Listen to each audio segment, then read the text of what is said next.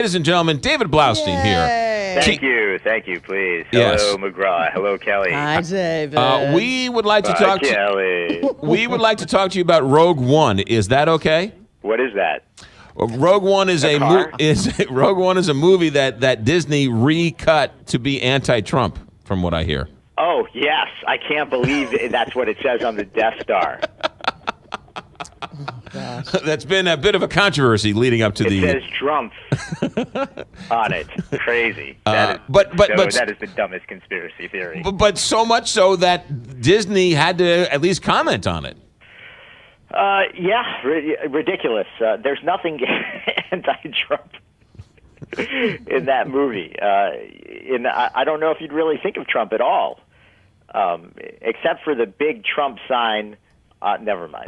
Anyway, this is a Star Wars movie that I never really wanted, and again, I am a Disney employee, so right. I'm going to tell you, even when Disney announced that it had taken over Lucasfilm and it had all these plans for Star Wars, I wasn't exactly thrilled. I know practically, in a practical sense, like, oh, that will probably be good for my 401k. Right. But as a movie and Star Wars fan, like, that's not good for storytelling, I don't think. But The Force Awakens came out, and I was excited. I wound up being excited for that. I thought it was a terrific movie. But I needed a break, Too much Star Wars, Less is more, not more is less. So I just wasn't looking forward to this movie, and I think people who know me were surprised over the past few weeks when they would talk to me about it, and I'd say I'm just not enthusiastic about it. And the last trailer was pretty good, but also the trailers to me looked incongruous with the rest of the Star Wars series. It didn't really feel like a Star Wars movie, and it turns out that was pretty intentional. So for the uninitiated, this is the story of the rebels who stole the plan that allowed Luke Skywalker to blow up the Death Star with his little tiny ship and that little tiny torpedo laser. And everybody thought, hey, how is that possible? When I watched that, it was the coolest thing in the world when I was a little kid. But after I saw Star Wars, I don't know, for like the 112th time, literally, it's a little silly. This guy's blowing up the Death Star, this thing this space station that kills planets. It's the size of a moon with this little tiny shot.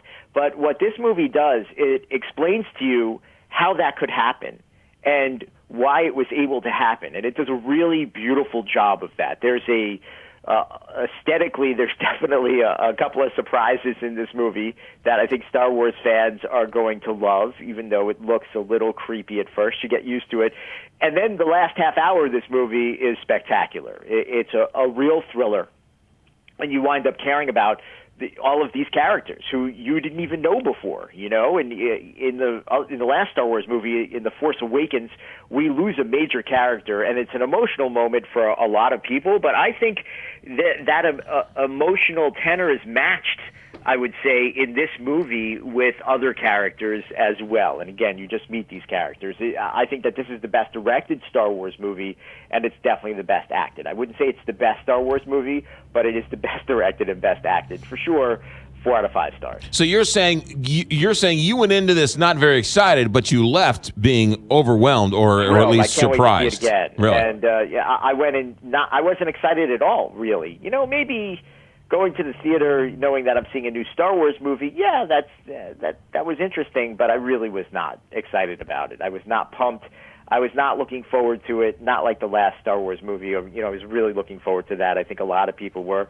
And I think you'll see that this weekend with the box office numbers. They're not going to be as gaudy as the box office numbers last year.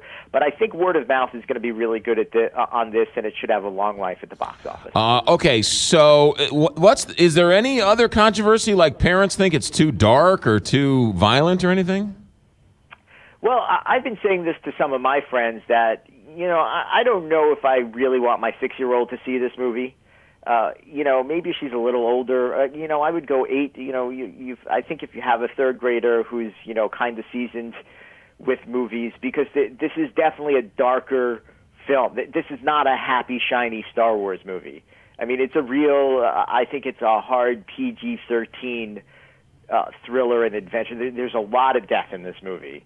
and that's all I'm going to say. I don't want to spoil anything else. So, I mean, it's up to you. If you think your kid could handle seeing a lot of people die, then by all means, go for it, have a blast, and it's cool. As long as they realize it's fiction and they're not going to have nightmares from it, then, it depends on the parent. It depends on the child. I'm not really prepared to have my 6-year-old see this yet, but every parent is going to be different. All right, fair enough. Quickly, we got just a short time. Collateral Beauty. What's that story about? Well, that's a Will Smith story, and it's the feel-bad movie of the year. I'd like to say, when you see the trailer for this, you learn pretty quickly that it's about a guy who loses his 6-year-old daughter. And as I just mentioned, I personally have a 6-year-old daughter, so when I see an advertisement for a movie about a dude losing his 6-year-old daughter, I say, I do not want to see that movie. But here's the good thing about this film. Well, one, it's a Will Smith movie, and I think it's always great to watch Will Smith. Two, this movie is 90 minutes long. It's very quick, and that's unusual. It's got several Oscar winners in it. I mean, you got Helen Mirren, you got Kate Winslet, you got Edward Norton, who's been nominated for multiple Oscars, Will Smith, who's been nominated for multiple Oscars. So you're going to get something interesting. And if you're a person who likes to be manipulated when you're watching movies and you like a good cathartic cry, if you let them manipulate you and you buy into what this movie is trying to tell you, you're going to cry at the end of this movie. And it's not just going to be like a couple of tissues. You're going to need a bucket. I think you have to be dead inside not to feel at the end of this movie. But again, it's it's kind of low-hanging fruit. You know what I'm saying? It's not a great movie. There are continuity issues.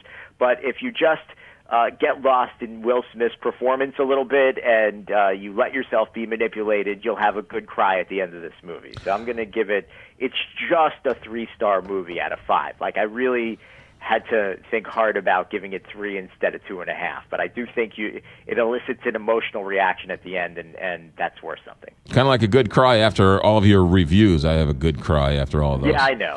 David Blaustein, have a good week. Thanks for checking in, my friend. Take care, sir. Bye-bye. 828, Big 550.